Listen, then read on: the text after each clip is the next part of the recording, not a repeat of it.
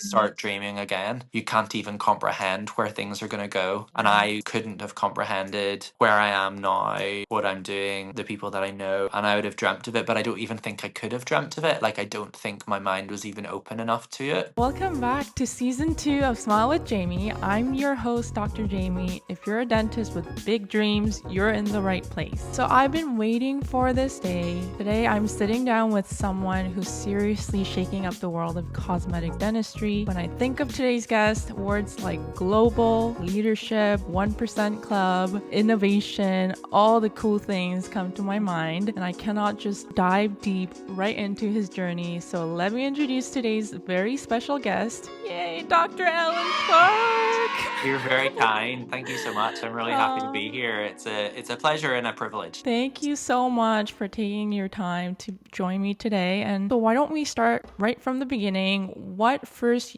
drew you to dentistry and what made you fall in love with cosmetic dentistry specifically? Okay, so well, I have grown up in Northern Ireland, which is part of the UK, but on the island of Ireland. And I always knew I wanted to do something medical, and I wasn't quite sure sort of what that was. And whenever I started to do some shadowing and right after school and things, I sort of found dentistry as my path. But if I'm really honest about it, I didn't know necessarily what parts I would love or also the way I wanted to use it. And a really formative experience, I think, for me was I spent a bit of time in the US whenever I was a student.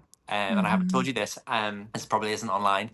And I worked for a congressman in healthcare policy way back, and that was my first job. And Oh, so wow. I got to learn about how the kind of healthcare system worked in the US. I got to open my eyes to how things could move pretty quickly if you had the right people in place. Very much where I was from was a really awesome place, but a very small place in the grand scheme of things. So, and I got great opportunities with that. And out of the back of that, I spent a bit of time shadowing a very well-known cosmetic dentist, a very successful dentist in Washington, D.C. The next year, and I did an externship at the University of Maryland in their perio department. So I wanted to start joining the dots together in terms of the kind of the whole mouth rather than just the teeth. And fast forward, then I graduated dental school. I worked just outside London in the UK at quite a cosmetic focused practice from the get-go, which was awesome. And then I took a little step back from practice, and I still continued to work, but I did a master's degree in medical law and ethics. And I knew that I wanted to do something using that in terms of the way that I would start framing the dental discussion in the future and kind of pulling from the policy and the kind of organizational structure things that I had learned about in the US. And so then after that, I studied at Spear in Arizona. So I took a little bit of time to then upskill clinically, and that was really an amazing experience and something that changed my concept of dentistry and how we look at the mouth and how we look at a comprehensive approach and how we kind of facially decide our treatment planning. And that really shaped the way that I started to practice. And I think the cosmetic journey sort of started from there. Yeah, wow. That's a handful of journey. There's a lot There's a going on there. lot. There's a lot. Oh, Welcome to wow. my life. Yeah, so you are currently in Ireland I am, yeah. practicing. So fast forward a few years, I during COVID, I bought an existing clinic and rebranded it, and we started to do a lot more cosmetic dentistry. We started to have some associates that work with me, so we started to grow the clinic and the brand, and we won some of the awards in the UK, Wow. private dentistry awards for a charity project that we were doing and for the interiors that we had created. So we kind of went in with a vision to disrupt and to create a brand that was very much a lifestyle brand like Byredo or Aesop and bring that into dentistry. And full circle moment in that, then a few times now we've been profiled by the American Academy of Cosmetic Dentistry for our branding and marketing, and we've Wow. disrupted the industry. So I think we're one of the first clinics external to the US that has been kind of profiled and even that they've set eyes on. I then pivoted slightly, and I still was working cosmetically, but then I had been asked to write for some publications. So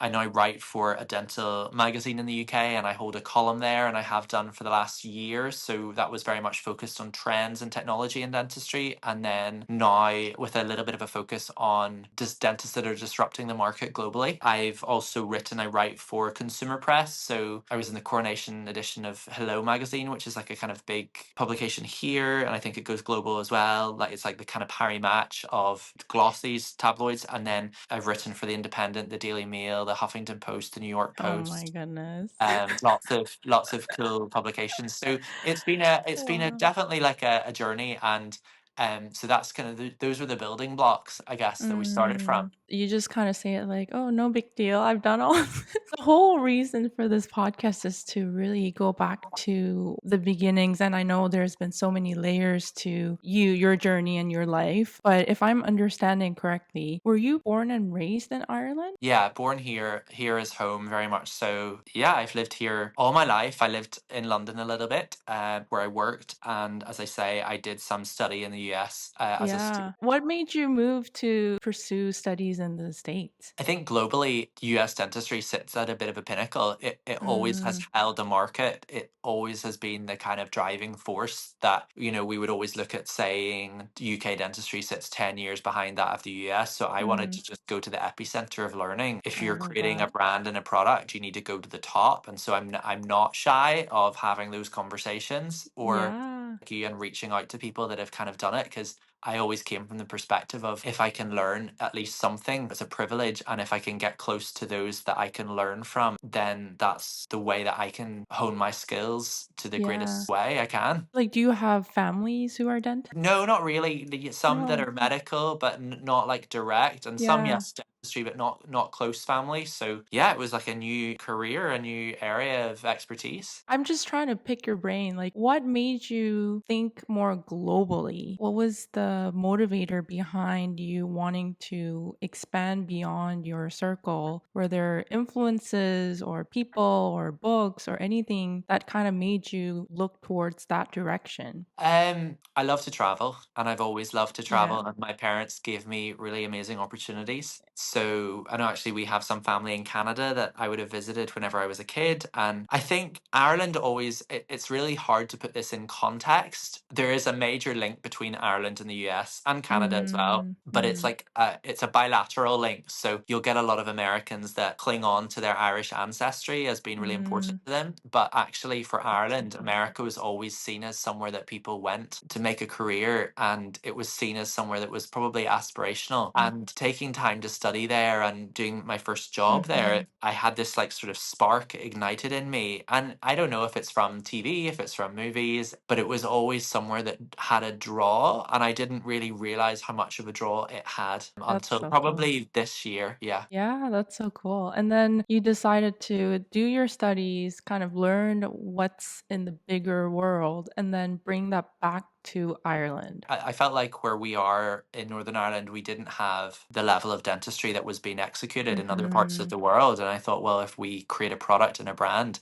it's really important to be humble enough to say that we don't have all the answers, and to look to see where Yeah. they do have more answers, and see if we can kind of disrupt the market in a way that's Yeah. like really ethical, but also just delivering really great care, and trying to kind of up our game, and offering a product that sits higher in the market. And I think as I look over the last few years and the kind of the cosmetic studies that I've focused on, and that's been Mhm. shadowing in some high-end cosmetic practices and Mhm. doing courses, I've always tried to think of how can we up our game where I'm at and kind of level the playing field. And I think that's always been a focus. I do have this passion and focus for UK dentistry to sort of level Mhm. up to where it should Mhm. be, and not Yeah. to be seen as like this second class or second rate option, actually, that they can be operating at the same level as the US. And how do we create those Wow. networks to bring that? And also, how do we give people the skills to do that? That's so inspiring. And so you started off working as an associate before you bought the practice to rebrand? Yeah, started off working as an associate and probably worked for 7 years as an associate. But part of that also, though, I did my law degree as well. Oh, wow. So that was to help me with policy and regulation, and just not to be Yeah. so scared of it,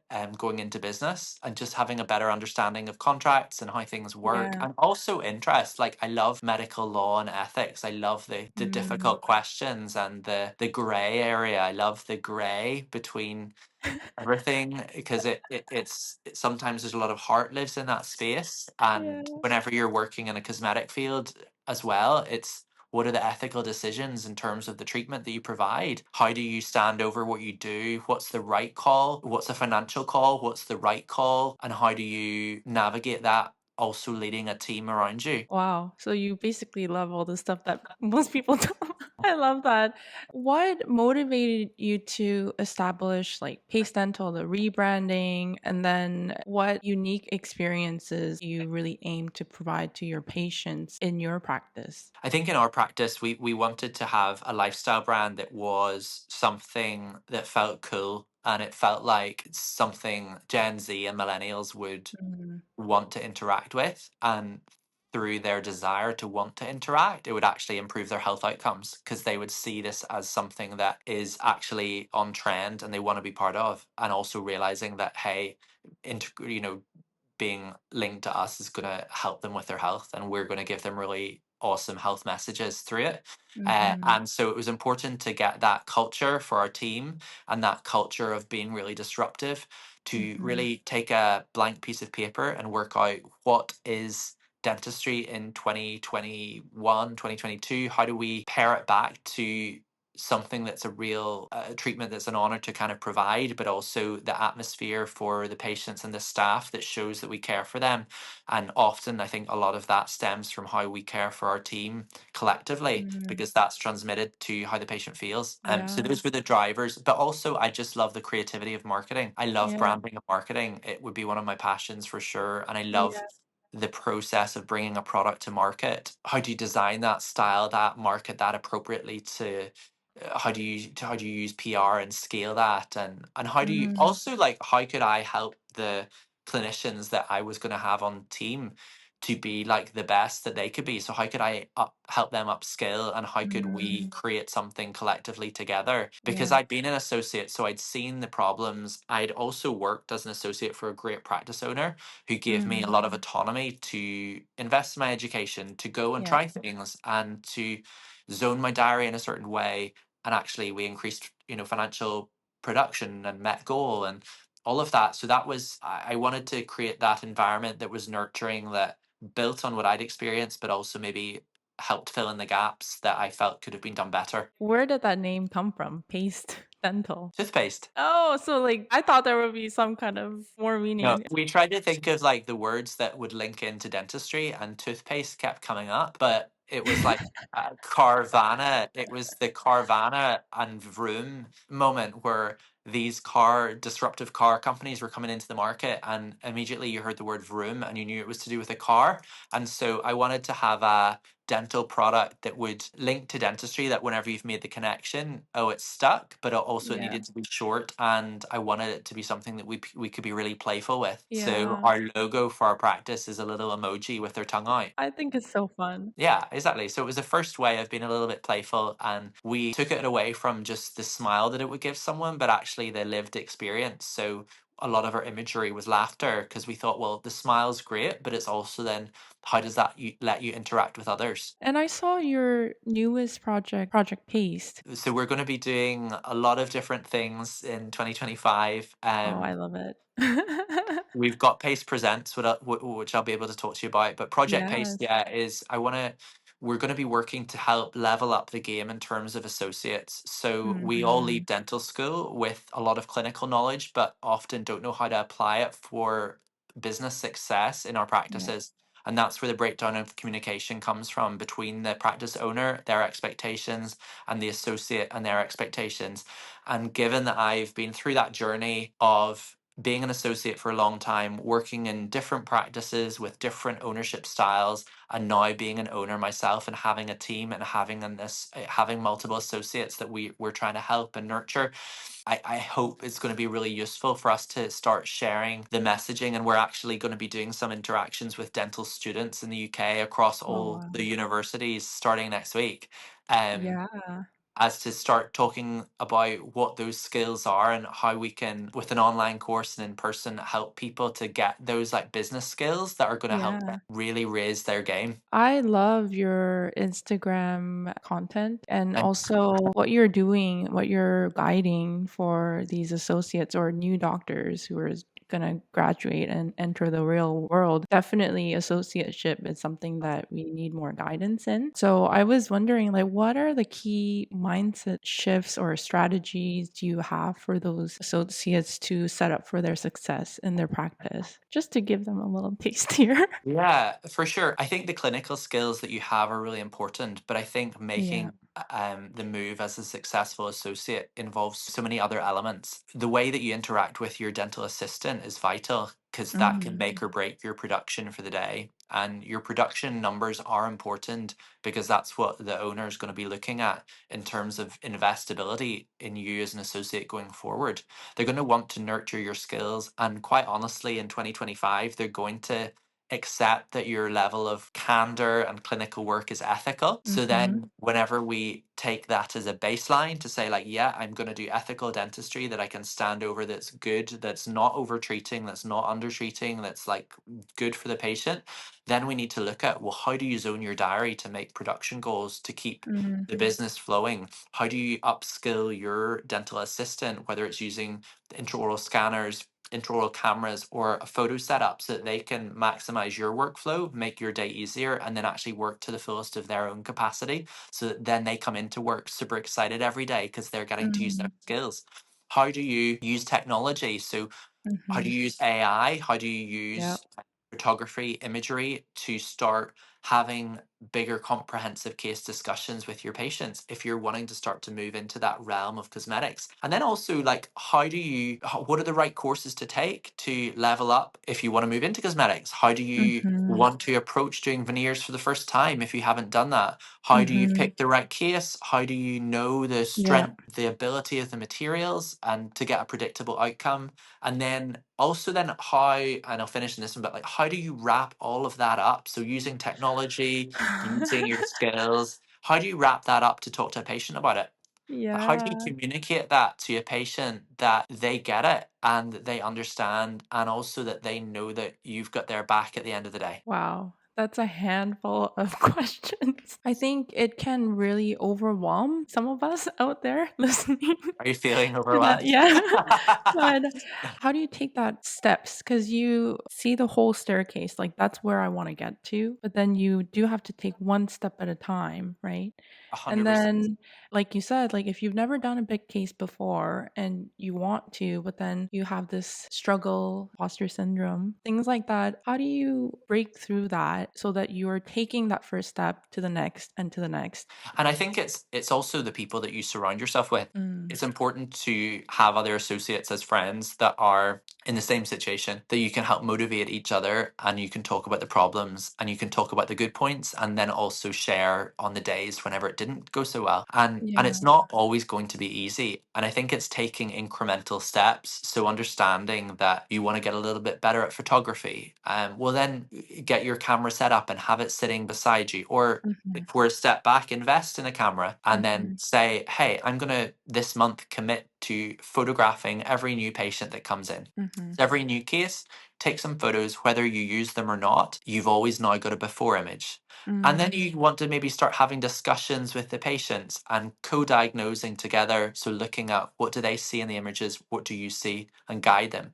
And leave it at that. And start Mm. practicing having those conversations. Start practicing your skills with a camera and don't do anything else for a few weeks. And then we can start to build on that whenever that becomes comfortable. And I Yeah. think the trick is once you start even photographing your work, you're going to start to see conversations change Yeah. and the pathway becomes easier. And I think that's what we will be teaching. What I'm teaching on, a lot of it is Mhm. going to be bringing all those skills together. And there is a lot, but don't be overwhelmed by it. I think the most important thing is like we all graduated with the same skill sets. We all Mhm. started at the same point. So it's nothing to be scared of, but also it gives you hope in terms of there's lots of things that you can do. And it's about creating your own, future on your own terms. I Mhm. think even if I pull back slightly, what I would really encourage people to do is to think of like what their why is. I was gonna Like ask you that next. what's your why that you want to turn up to a dental office? And I Yeah. think if you can really, and that's like a much bigger question, and that's like 30, 40 minutes just talking about that one word. But like, it's to just really pull back to be like, if I know why I'm here, then I can start to very clearly see where I'm going. Yeah, that's really important because that why has driven me to where I am currently. What's your why? My why, I really want to impact people's lives and I really want to give back to my family. Those two Okay. are really, really big whys for me. Just to kind of like make it general so we're not spending another 40 minutes talking about it. But yeah, for me, it really came out when I went to Tony Robbins' event. That's when I kind of just like really dialed in. And I used to wonder like what motivates people to be that ambitious, go after their goals because I was on the other side of that. Okay. And I was always wondering like people doing what they're doing and then now being on the other side of that, I'm like, yeah, this is why. Like I was missing that why key. And once I had that, it kind of locked me into this ball of passion and just like dialed in. I'm like, I'm going. It's like And I no think one can stop me. amazing. Yeah. I think also it's very easy to look at the ladder in front of you and think that there's a lot of rungs for someone to climb. But also, I think you have to look backwards and see where you've come from. It's like recognizing the success that you've already had and the journey that you've already been on. And that journey is going to continue. And so, like, Yeah. look what you've achieved already, bottle all that achievement and run with that hope Mhm. and just turn Yeah. up. How did you start Peace Presents? Oh my So, goodness. yeah, because that kind of blew up. So we we wanted to I wanted to go on a trip with some of my friends. 6 months later, it became this huge global event. And I couldn't have seen that really coming, but I think it was the point of I reached out to some of my good friends in dentistry who I respect and know, and I chatted about this idea. And I worked with actually a dental student in the UK, and he was like super passionate about the kind of concept, and I think that kind of fueled my passion. And then we had kind of planned this out and grown it, and I did chats with Dr. Sam Sala from Beverly Hills and Dr. John Marashi became our keynote, and we had just the most wonderful group of individuals who were humble, vulnerable, competent leaders who have really disrupted and changed the industry at so many levels. And I think the benefits of Pace Presents for us where we wanted to really bring people from the UK and the US together for the first time. We wanted it to be Mhm. super high level and super playful.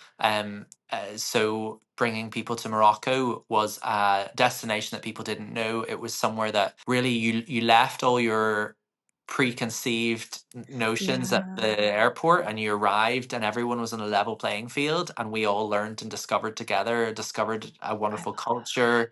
I love Yeah. Morocco. I've been many times, and Yeah. I just had this passion as well. Whenever I was a student, I went to Morocco and I did a trip with one of my friends, and we stayed in a hostel. I think it cost like $400 for a week or something, and it was super cheap. Like Yeah. really, Yeah. like just we had no money. I remember we went one night to La Mamounia, which is a very, very famous hotel. It was so gorgeous and beautiful, and I thought to myself, "Goodness, I really want to come back here whenever I've graduated and I have made a bit of money." And whenever I bought my practice, then, and it was during COVID, I decided to take a break. I'd worked really hard. We couldn't travel because of COVID, so the first trip I did was I took my mum to La Mamounia and to have a little bit Mhm. of a break because there was now a link to it for me. And whenever I was there, I had thought to myself, I would love to do an event here. I would Oh just my love goodness. to be able to show this place to people. And it wasn't even to do an event. It was like I wanted people to experience it, and I wanted to see people's reactions because I wanted to see how they felt, because I remember how I felt the first time I saw it, because it's like Yeah. an oasis in the most beautiful country, the sights, the smells, and it's just Yeah. glorious. It's like a garden filled with orange and lemon trees in the middle of a Yes. bustling city. And it's the hotel that was famous that Anna Delvey didn't pay her bill of 60,000 or whatever. So it was like it's very famous and well known. And Yeah. so the privilege for me was to bring this exceptional group of talented dentists from around the world who I have the privilege to call friends, and bring them to somewhere that was so special for me, and to see it through their eyes as they experienced it for the first time was truly Yeah. magical. When I saw it, I was like, "Oh my gosh, that's my dream." It's like it's so high end too, and I just feel like how exclusive it feels too, and that smaller group of connections and experiencing world together, right? It's experiencing something new together and learning Mhm. together in that way, but also it's not a mastermind where someone comes and pays and leaves, or someone sits in the Mm. back row and doesn't speak. It's a group of friends, and it's very much you become friends with everyone that's there, and it is they Wow. become your network. And so it was a very new concept, but it worked tremendously well. And John Marashi discussed his journey to $1 billion exit, and Yeah. Sam talked about working for, with PR and TV and the media. Dr. Andrea Clegg, a really dear friend of mine, talked about, the succession in coming in as a younger associate into a really established celebrity practice. And Mm. there were so many rich points to it, but also just such heart and such vulnerability. And we did a Burning Man party in the desert. We took Yeah. people to Richard So fun. Brampton's Caspa in the mountains, and we've got great sponsors. We partnered with Coco Floss, and Yeah. they were really keen. Crystal and Kat were really keen that we would share on a giving back piece. So we went to the area that had been devastated by the earthquake the I previous love that. year, Yeah. and we donated dental supplies and met with children and teachers and discussed oral health with the families. And it was Mhm. just really special and a really awesome time. And so this year we are going to Vietnam. We're going to Yeah, Hoi I An saw in that. I Vietnam. saw that. I'm following every step of your projects, Dr. Allen. I'm here. I'm like, when the You're day like, comes, I'm gonna be there.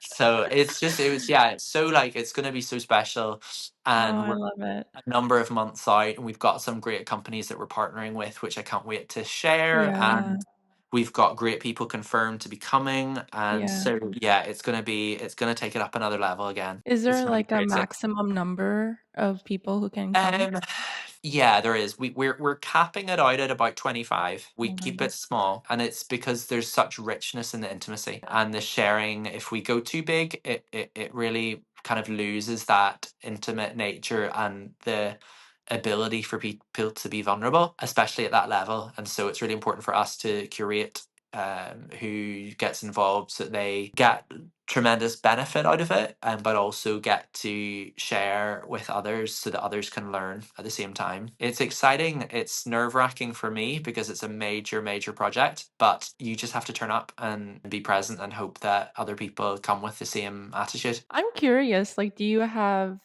daily routine that keeps you in that like motivated, energized state? Like, what are your remedies for those days that you're kind of down or energy's not the same? I'm a pretty consistent person. Like, I need to make sure that I get my sleep. I do lots of exercise with sports and like Pilates, and I have like a Wow.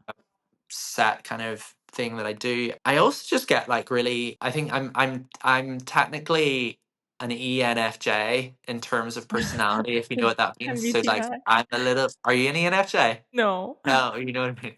But it's like the 16 personalities Myers-Briggs. So I do need a little bit of time to recharge, but then I'm pretty ready to go again. And yeah, I just love traveling, and I can throw myself into my work if I believe in it and I'm excited by it. And I think also I've crafted a really good team around me. I've been able to travel, and I've had to travel quite a bit. I'm just back from Mhm. LA.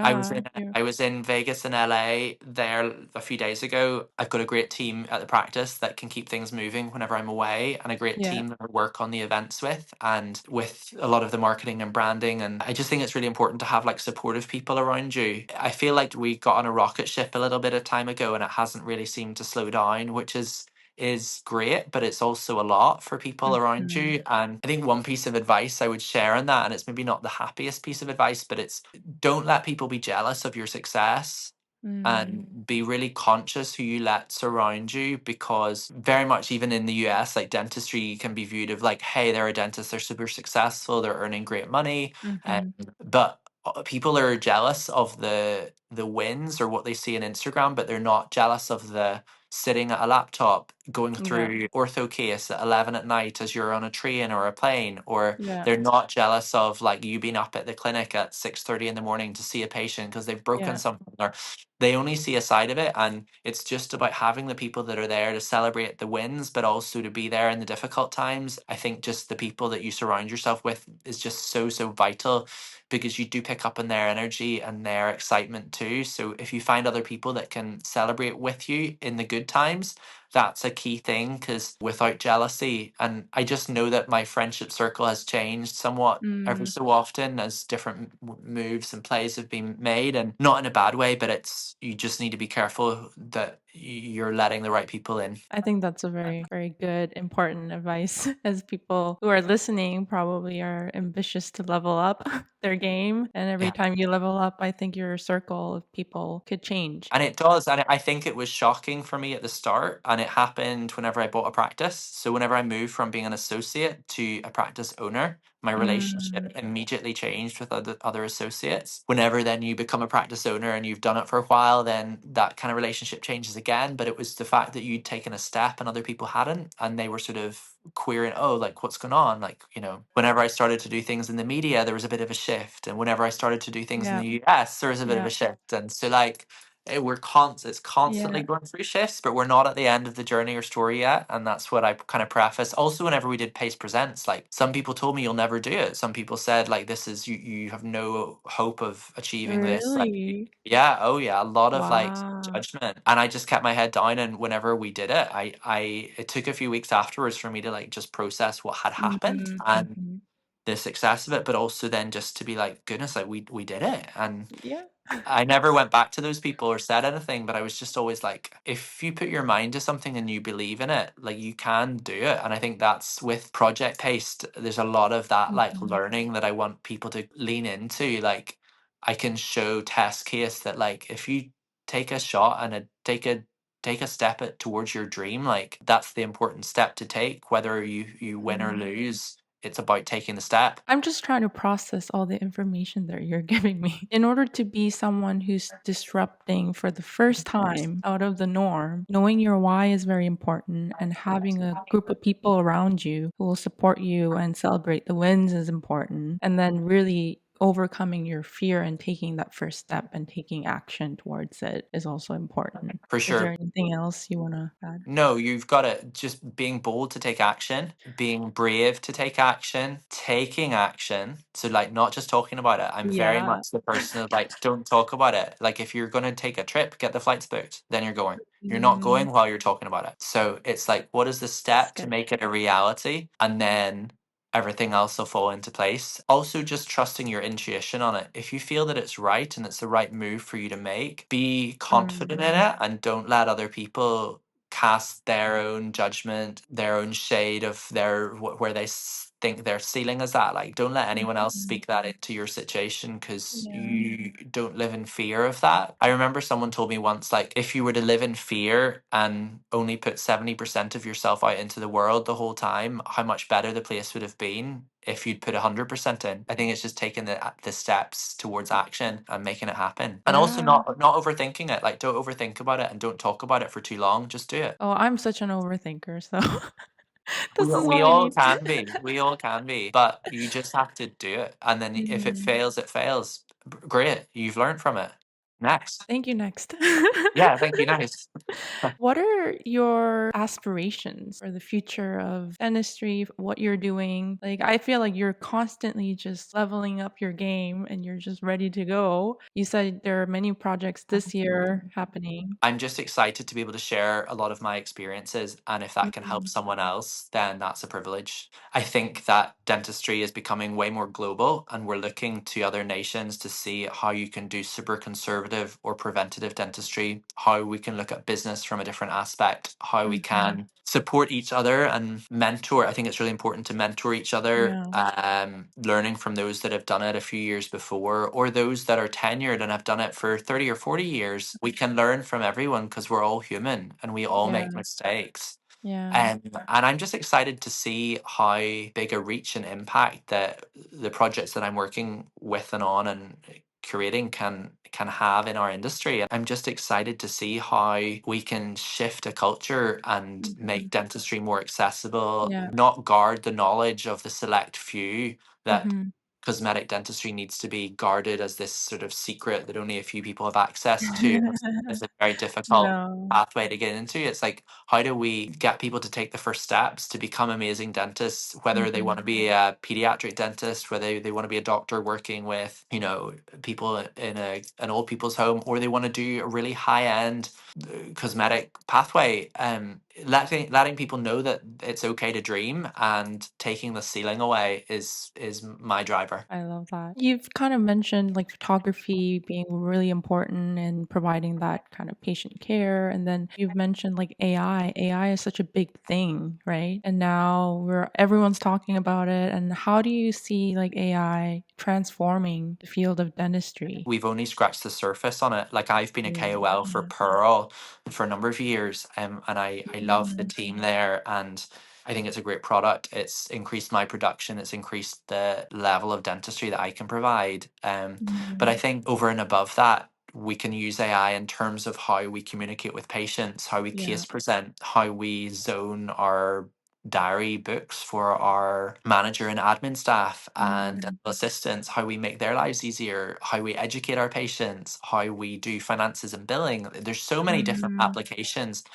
I don't think we've really scratched the surface of it. It's vital for anyone in any industry to be aware of the changes that are happening, and Yeah. to be I would encourage anyone to be an early adopter, even if they have to put financial skin in the game, before waiting for your practice owner, if you're an associate, to buy in the technology. Try it yourself. Try it in your Mhm. clinic and in your hand, and see what works, and see if you think it can raise your game, because sometimes all that owner that's been doing it for a while needs the recommendation of someone that they know Mhm. and trust, and who's to say that can't be their associate or their younger Mhm. colleague. Yeah, that's so important. I love how you're just so open, like with all your experience and years of whatever, like you've built to where you are. You're still having that posture of like, I'm open to learning from whoever, whether that is above you or below you. I think that kind of openness to learning is one of the key factors in leveling you up. It has been just so incredible. I've been loving this conversation, and I know so many dentists here will take the inspirations from you and your journey. And I just can't wait to see all the amazing disruptive things that you're going to do in our industry. And you're already doing it. Before we kind of wrap this up, I always ask this one final question. Like, knowing what you know now, what would you tell yourself as a newly graduated dentist? I probably get quite existential, but I would say I would tell him to dream big and Mhm. then start dreaming again, because you can't even comprehend where things are going to go. I love And that. I couldn't have comprehended where I am now, what I'm doing, the people that I know, and I would have dreamt of it, but I don't even think I could have dreamt of it. Like, I don't think my mind was even open enough to it. So I would just tell him to start dreaming and don't stop, and just follow it and turn the dreams into action. And I'd also tell myself that now. I think it's the Mm, same message, because actually I don't feel we're at an end point. I feel like mm, with a lot of this, I said to my mum yesterday, I said, I feel like a lot of the things that I've done and that where I'm at, we're only starting, and we're only sort of scratching the surface. yeah, Which is I kind of love like a bit that. crazy, but it's true. Like, with this education program, we're going to be teaching, over the next number of months, we're going to be working with, well, I think I can announce it. We're going to be working with Figs, and we're going to be working with Henry Shine in the UK, partnering on these education events, which are going to be huge. And they're going to be a really amazing way of like impacting so many dental students that are at that Mhm. stage and position. And I would have never dreamed that we could do that, nor have the industry support of such like incredible Yeah. companies that have really great values, and people that I'm so happy to be working with. Yeah, I do feel this is only the beginning, and there's a Yeah. lot of things I haven't shared that I know that are going to be happening, and I just can't wait for you to see those as they come out, because they're going to be really fun. Oh yeah, I'm just so excited. I think this is just the beginning. I don't know. I'm just so excited. I can't even describe it all in words. I want to say thank you for inviting me on this, because, often coming from the UK, I feel I have imposter syndrome in the US a little bit, because I'm not from the Mhm. US. and I don't think very many people know who I am and that sort of thing. And I think I'm starting to learn that maybe that's not the case, and they do, and that I do have a message. And I think so. It's really Mm. exciting. It's really exciting for me as well. That's the beauty of social media. Like, there Yeah, are pros and cons to social media, yeah, for and we're sure, battling through it every day. But I think the pros of it is the fact that it kind of just makes the global field accessible and for sure. more less daunting. For sure. Yeah, yeah, yeah. I've been in LA this week and I've been able to hang out with some really amazing dentists who are really great friends, and same in Las Vegas. And we are one community, and it's like how Mhm. we all work to lift each other up and support each other in it, because we are one family, and the more that we can do to make it global, I think is only a benefit. And for people in the US and Canada to also look outside North America as a whole, and just to we can take such learning from each other, and hopefully if I can play a little part in that for someone, then I've had some sort of positive impact, and I'd be really proud of that. Oh, that's beautiful. Thank you so, so much, Dr. Allen, for taking your time and sharing your journey, your vision, your passion, and your just energy to all of us. Thank you. No worries, thank you so much.